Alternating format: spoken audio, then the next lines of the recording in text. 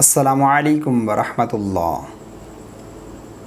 ابراہیم انصاری یہ سوال کرتے ہیں، ناپاکی کی حالت میں اللہ کا نام لینا یعنی ذکر کرنا، درود پاک پڑھنا یا اذان کا جواب دینا یہ کیسا ہے، جائز ہے یا نہیں؟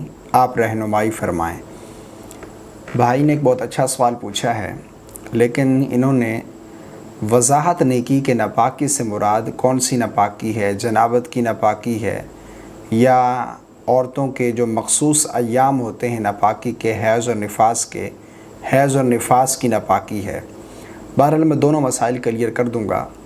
دیکھیں، سب سے پہلی بات تو یہ ہے کہ بغیر کسی شرعی عذر کے طہارت حاصل کرنے میں تاخیر نہیں کرنی چاہیے۔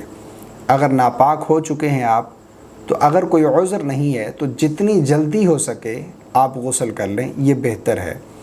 غسل کرنے میں تاخیر نہیں کرنی چاہیے اگر کوئی عذر نہ ہو۔ ہاں، کوئی اگر عذر ہے، جس طرح کے خواتین کے لیے یہ معاملہ ہوتا ہے کہ وہ مخصوص ایام میں چاہیں بھی تو پاک نہیں ہو سکتی جب تک ان کے وہ ایام مکمل نہ ہو جائیں، یعنی حیض اور نفاس کے، ان کے لیے تو ایک مجبوری ہے، عذر ہے۔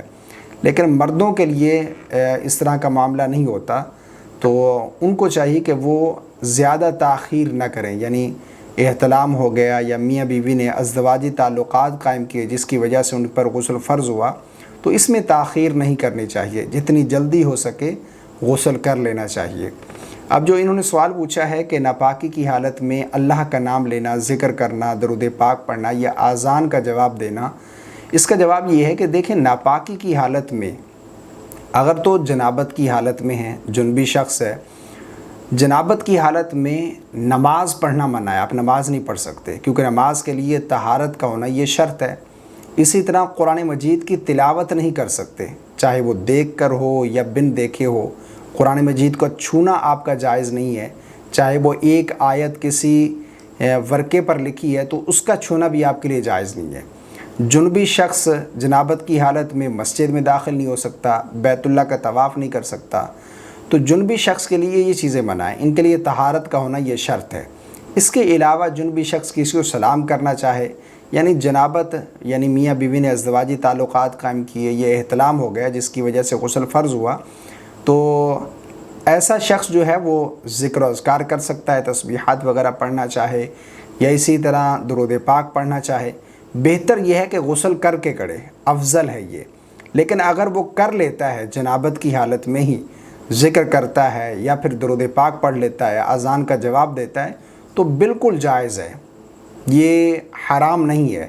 ناپاکی کی حالت میں اذان کا جواب بھی دے سکتے ہیں، درود پاک بھی پڑھ سکتے ہیں، ذکر و اذکار تسبیحات وغیرہ بھی پڑھ سکتے ہیں۔ اور اسی طرح اگر عورتوں کے معاملے کو دیکھیں تو جو عورتوں کے مخصوص ایام ہوتے ہیں ناپاکی میں، تو ان کے لیے شریعت نے چند ایک چیزیں منع کی ہیں، یعنی جو حیض اور نفاس کی ناپاکی ہے، ان میں عورت کے لیے شریعت نے چند ایک چیزوں کو کرنے سے منع فرمایا۔ نمبر 1 پر، ناپاکی کی حالت میں عورت کی حیض اور نفاس کی جو ناپاکی، اس میں عورت روزہ نہیں رکھ سکتی، روزہ رکھنا منع ہے، روزے کی وہ قضا کرے گی۔ نماز نہیں پڑھ سکتی کیونکہ نماز کے لیے طہارت شرط ہے۔ اسی طرح قرآن مجید کی تلاوت نہیں کر سکتی، چاہے وہ دیکھ کر ہو یا بن دیکھے ہو۔ قرآن مجید کا چھونا بھی اس کے لیے جائز نہیں ہے۔ بیت اللہ کا طواف کرنا جائز نہیں، مسجد میں داخل ہونا جائز نہیں۔ اسی طرح ناپاکی کے ایام میں، حیض اور نفاس کی ناپاکی کے ایام میں ہم بستری کرنا، یعنی میاں بیوی کا ازدواجی تعلقات قائم کرنا، یہ بھی جائز نہیں ہے۔ تو اب مخصوص ایام جو عورتوں کے ہیں، ان کے لیے یہ چند ایک چیزیں منع ہیں۔ اس کے علاوہ ناپاکی کی حالت میں، حیض و نفاس کی ناپاکی میں عورت کے لیے ذکر و اذکار کرنا، تسبیحات وغیرہ کرنا، یہ تمام چیزیں جائز ہیں۔ بلکہ علماء نے مستحب لکھا ہے کہ جہاں وہ نماز نہیں پڑھ سکتی وہاں پر وہ اللہ کا ذکر کرے، سبحان اللہ پڑھے، الحمدللہ پڑھے، اللہ اکبر، کلمہ شریف کا ورد، درود پاک، اذان کا جواب دے، بالکل اس کے لیے جائز ہے۔